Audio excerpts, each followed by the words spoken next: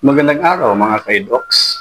Maligayang pagdating muli sa paborito niyong talakayan kung saan pinag-usapan natin ang pinakamahalagang isyu ng bansa ng malinaw, may laman at walang paligoy-ligoy. Ngayon, bibigyan natin ng pansin ang isang mainit na pangyayari mula sa The Hague, isang internal na hidwaan sa kampo ni dating Pangulong Rodrigo Duterte kaugnay ng kanyang kaso sa International Criminal Court o ICC. This is presented to you by Education 4708. Just proceed to view the full content. Ayon sa mga ulat, si Duterte mismo, sa pamamagitan ng kanyang pangunahing abogado, si Attorney Nicholas Kaufman, ang humiling na itigil na ng kanyang dating tagapagsalita, si Attorney Harry Roque, ang pakikialam o pagsasalita para sa kanya sa mga pagdinig ng ICC. Kaya, ano ang nagtulak sa kahilingang ito? At paano ito makakaapekto sa kanyang depensa? Yan ang ating tatalakayin ngayon. Ngunit bago tayo lumalim sa mga detalye, balikan muna natin ang ilang impormasyon. Si Harry Roque ay nagsilbing tagapagsalita ni Duterte mula sa 2020 hanggang 2022 at siya ay dating kilalang abogado ng karapatang pangtao. Ngunit sa paglipas ng panahon, mas naging vokal siya sa pagtatanggol sa polisiya ng dating Pangulo laban sa droga.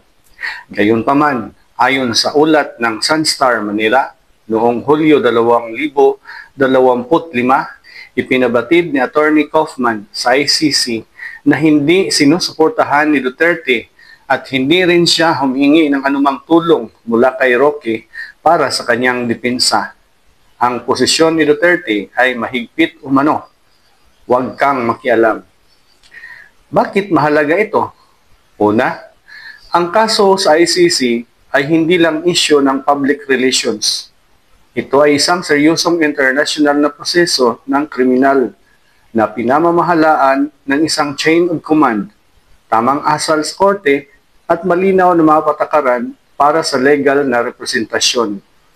Anumang pahayag mula sa isang abogado, lalo na kung hindi opisyal na autorisado, ay maaring makasama sa estratehiya ng depensa o magdulot ng kalituhan sa mga hukom ng ICC. Pangalawa, nilinaw ng kampo ni Duterte na si Roque ay wala sa listahan ng kanyang mga legal na kinatawan sa ICC. Hindi siya bahagi ng defense team. Kaya kapag nagsasalita si Roque sa media tungkol sa kaso na nagsasabing ang ICC ay may motibong pampolitika o walang jurisdiksyon ang korte, maaring lumabas ang mga ito bilang opisyal na posisyon ng depensa, kahit na hindi naman. Ngayon, tanungin natin ang mas malaking katanungan. Bakit lumalayo si Duterte sa isang dating kaalyado? May tatlong posibleng dahilan. Una, disiplina sa legal na estratehiya. Gusto ng legal team na kontrolin ang naratibo. Isang boses, isang mensahe, walang pasaway.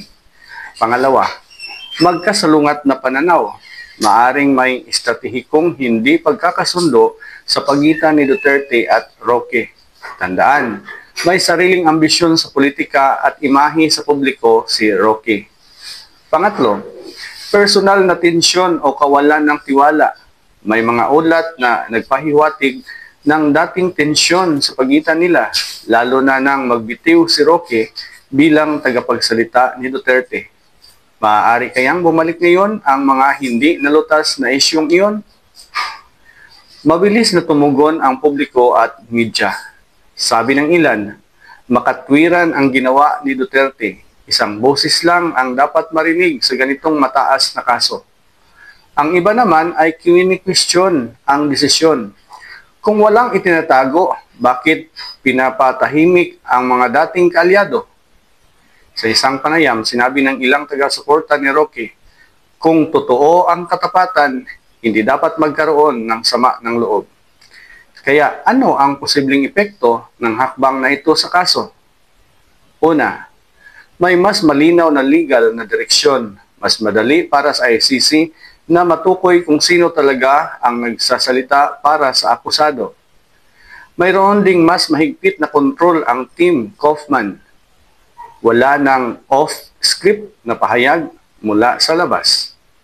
Ngunit alam nyo, may posibleng pagkawatak-watak sa kampo ni Duterte, lalo na kung ang ibang dating kaalyado ay gusto ring magsalita at ngayon ay pinapatahimik.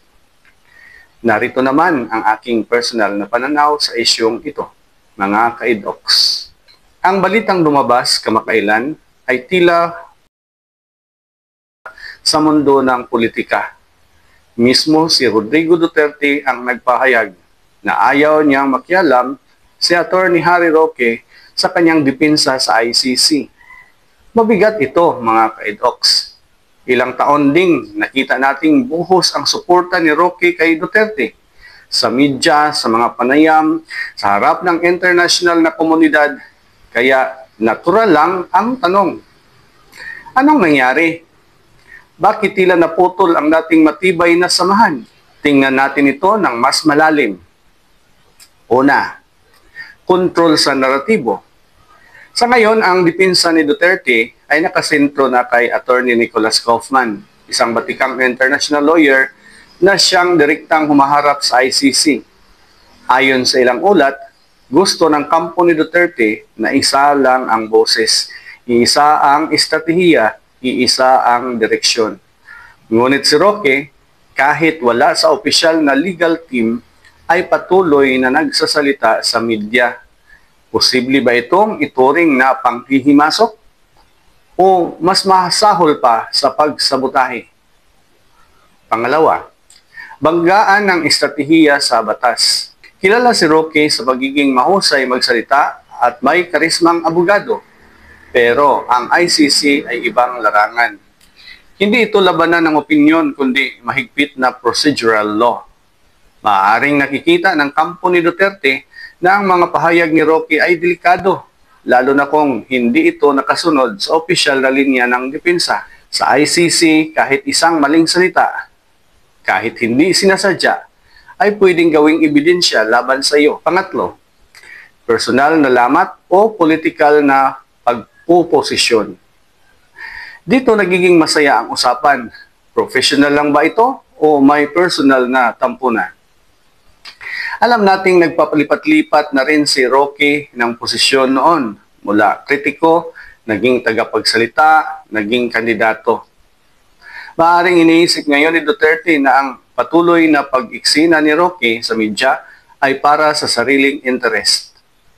May posibilidad din na ito ay paraan ni Duterte para muling ipakita ang kontrol at kapangyarihan, lalo na't siya ngayon ang nasa ilalim ng matinding pressure at hindi na dapat magpadala sa mga halo-halong mensahe.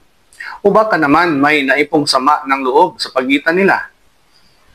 Mga ka-EDOX, kayo naman ang ating tatanungin. Sa palagay ninyo, may personal na tampo o silos ba si Duterte kay Roque? O ito'y simpleng legal na estratehiya lamang para sa maayos na depensa sa ICC? I-comment ang inyong saloobin sa ibaba. Mas makabuluhan ang talakayan kung bawat isa ay makikibahagi. Ang pangyayaring ito ay nagpapatunay kung gaano kasensitibo at kaseryoso ang kaso ni Duterte sa ICC. Hindi lang ito tungkol sa depensa laban sa mga aligasyon. Ito ay tungkol sa estratehikong kontrol, pamamahala sa pampublikong naratibo at political survival. At sa mga susunod na buwan, habang papalapit ang pagdinig para sa kumpirmasyon ng mga kaso sa Setyembre 23, maaari nating asahan ang mas marami pang ganitong kwento. Mga kwento ng tensyon, paghaharap at political drama sa loob mismo ng kampo ng dating Pangulo. Kung gusto nyo ng mas malalim na talakayan tungkol dito at sa iba pang update sa ICC, huwag kalimutang mag-like, mag-subscribe at pindutin ang notification bell icon para hindi kayo makaligtaan ng anumang episode. Isang paalaala mga ka-EDOX, ang katotohanan ay hindi nagtatapos sa mga headline. Dapat itong pag-usapan, suriin at ibunyag. Hanggang sa susunod, ito ang EDOX DC. Nagpapaliwanag, nagtatanong at nakikinig. Huwag kalimutang mag-subscribe. para sa mga susunod pang malalim at mapanlikhang talakayan. Manatiling ligtas.